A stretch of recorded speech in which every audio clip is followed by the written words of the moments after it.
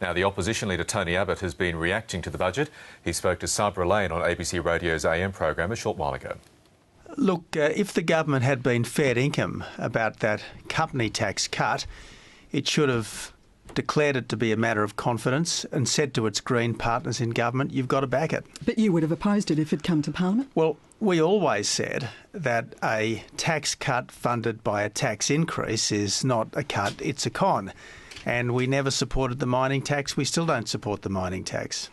In the run-up to the next federal election, haven't you effectively given Julia Gillard and Labor a $5 billion war chest for Labor to lavish upon voters in its traditional support land? Look, there's no doubt that this is a government that likes to bribe voters. It's doing it all the time in a sense of total panic in the face of the carbon tax, and that's what we saw last night. More handouts as a form of disguised carbon tax compensation. The really extraordinary thing about this budget, the budget that supposedly delivers us a surplus, is that it actually increases the nation's credit card limit by $50 billion. And that gives the lie to all of Wayne Swan's talk about a surplus, the fact that he's still going to be out there borrowing day in, day out, and has got to take the credit card limit from $250 to $300 billion. The increased family payments, though, won't they be a winner with voters? Many believe that they should be the beneficiaries of the mining boom and that they are missing out. Look, I think voters have decided that they just can't trust this government. If you couldn't trust the Prime Minister over the carbon tax, why should you trust her over this? If you couldn't trust the government over company tax cuts, how can you be confident that this will actually be delivered? I think people have just given up on this government. I think this is a government which has, frankly, given up on itself. I think it's going through the motions at the moment. Joe Hockey has said that you will pass the additional money measures for families. You've promised to repeal the mining tax if elected. Presumably now you'll have to roll back these additional payments as well? We've got a very challenging spending task. I think that's pretty obvious. We've always said that it was a challenging task, but we've met it before, we'll meet it again. Will you roll back these payments too? Well, we have an inclination, given all of the pressure that families are under right now, particularly given the carbon tax hit that they're about to get in just a few weeks' time, not to oppose these particular payments. What we do in the longer term, though, Sabra, you'll have to wait and see in the run-up to the next election. You're sounding a bit tricky there. Well, I'm telling you what the position is.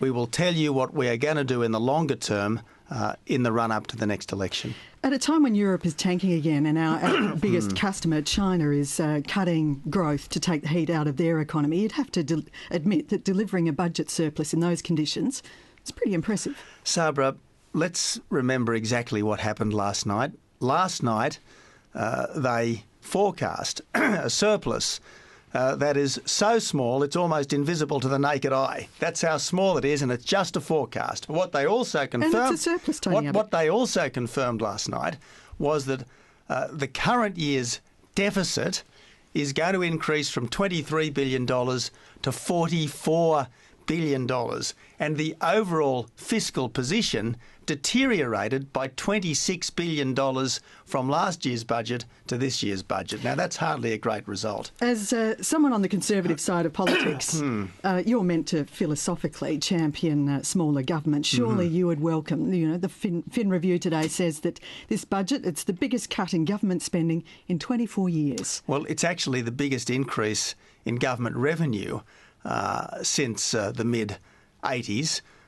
Government revenue, according to last night's figures, goes up by $39 billion. Biggest increase since the mid-80s. This is a budget that increased taxes, that delivers a surplus through cooking the books, and it doesn't stop the debt growing. That's the whole point, Sabra. We are increasing our nation's credit card limit by $50 billion. And what does Wayne Swan say about it today? He says it's no big deal. It just goes to show that you can't trust this Treasurer, can't trust this Prime Minister when they talk about their surplus. But if this government does deliver a surplus next year, that economic hoodoo, will it be off its back and voters will give it credit? Well, we won't know whether the microscopic surplus has actually been delivered until the mid-year economic outlook statement in September of next year, and I don't think even Wayne Swan thinks he'll still be around by then. You've criticised the Prime Minister's judgment for standing by Craig Thompson for so long, but there are questions about your own judgment. Why didn't the Coalition act sooner against Peter Slipper? You've known about his questionable travel claims for more than a decade, and you say that you have no specific knowledge of the James Aspey case, but you had some knowledge, it seems, that something was about to happen before the case started. There are two relevant facts here, Sabra. I didn't make Peter Slipper Speaker of the Parliament. But you Julia Gillard did. That's relevant fact number one. The relevant question, and this is relevant fact number two, is did or did he not sexually harass a staffer, and did or did he not misuse Commonwealth entitlements? And did you That's all have that some counts. knowledge? That's all that counts. Did you have some knowledge? Look, all that counts here... No, all that counts as well are these questions about what knowledge you had, Tony. The first I knew of all of these things was when I read the newspapers on the Saturday morning.